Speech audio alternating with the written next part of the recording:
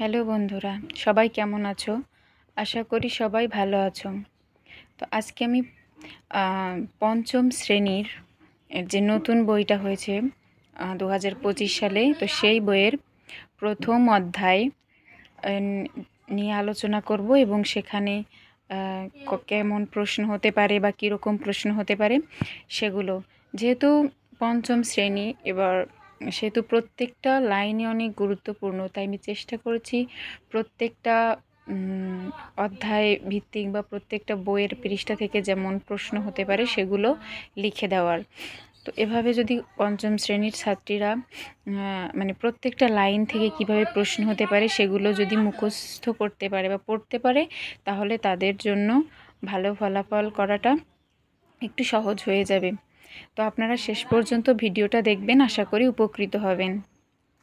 তো প্রথম অধ্যায়ের নাম হচ্ছে বাংলাদেশের ঐতিহাসিক স্থান ও নিদর্শন, মহাস্থানগড় ও উয়ারী বটেশ্বর। তো প্রথমে যে সম্পর্কে নিদর্শন সম্পর্কে বলেছে সেটা হচ্ছে মহাস্থানগড় ও উয়ারী বটেশ্বর। মৌর্য আমলে মহাস্থানগড় কী নামে পরিচিত ছিল? পুণ্ড্রনগর। মহাস্থানগড় কোথায় অবস্থিত? বগুড়া শহর থেকে প্রায় 18 কিলোমিটার উত্তরে করতোয়া নদীর তীরে। মহাস্থানগড়ে প্রাপ্ত নিদর্শনগুলোর নাম লেখো। চওড়া খাদ বিশিষ্ট প্রাচীন দুর্গ, প্রাচীন ব্রাহ্মী শিলালিপি,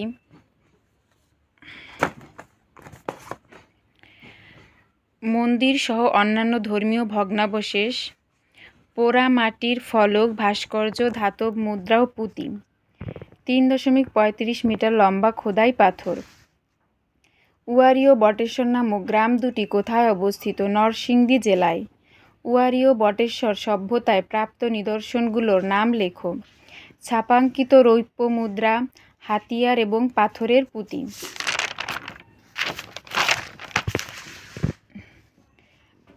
পাহাড়পুর ও ময়নামতি। পাহাড়পুর নিদর্শনটি কখন নির্মিত হয়?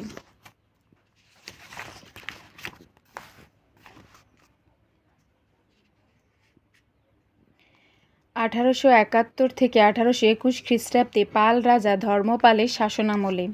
পাহাড়পুর কোথায় অবস্থিত? রাজশাহী বিভাগের নওগাঁ জেলায়। পাহাড়পুরে কত মিটার গড় রয়েছে? 24 মিটার। পাহাড়পুর কী নামে পরিচিত? সোমপুর মহাবিহার। এ বিহারে কতটি ভিক্ষু কক্ষ রয়েছে? 177টি। এ বিহারে কি কি আছে? মন্দির, রান্নাঘর, খাবার ঘর এবং পাকা নর্দমা, এছাড়া জীবজন্তুর প্রতিকৃতি ও টেরাকোটা। ময়নামতি কোন রাজার স্ত্রীর নাম? 8ম শতকের রাজা মানিকচন্দ্রের। ময়নামতি কোথায় অবস্থিত? দক্ষিণ পূর্ব অঞ্চলে, কুমিল্লা শহরে। ময়নামতি কোন সভ্যতার অন্যতম কেন্দ্র ছিল? বৌদ্ধ। এখানে বৌদ্ধ ধর্ম ছাড়াও কোন ধর্মের নিদর্শন পাওয়া গেছে? হিন্দু ও জৈন। ময়নামতিতে প্রাপ্ত নিদর্শনগুলোর নাম লেখো। পোড়ামাটির ফলক, যেমন বেজির সঙ্গে যুদ্ধরথ, গোখরা সাপ, হাতি ইত্যাদি। এরপরে আছে সোনারগাঁও ও লালবাগ কেল্লা। সোনারগাঁও ও লালবাগ কেল্লা কোন সময়ের নিদর্শন? 17 শতকের। সোনারগাঁও কোথায় অবস্থিত? ঢাকার দক্ষিণ পূর্ব দিকে, নারায়ণগঞ্জ জেলায়, মেঘনা নদীর তীরে। মধ্যযুগে বাংলার সুলতানদের রাজধানী কোথায় ছিল? সোনারগাঁও। সোনারগাঁও কার মাজার রয়েছে? গিয়াসউদ্দিন আজম শাহের মাজার। ঈসা খাঁর পুত্রের নাম কি ছিল? মুসা খাঁ। কত সালে সোনারগাঁওয়ের পরিবর্তে ঢাকায় রাজধানী স্থাপন করা হয়? 1910 সালে।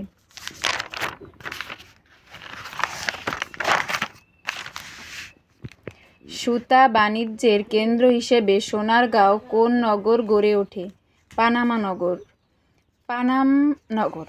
সোনারগাঁও লোকশিল্প জাদুঘর প্রতিষ্ঠিত করেন কে এবং কত সালে? শিল্পাচার্য জয়নুল আবেদিন 1975 সালে। তো এরপরে যেটা আছে সেটা হচ্ছে লালবাগ কেল্লা। লালবাগ কেল্লা কত সালে নির্মাণ করা হয়? 1678 সালে।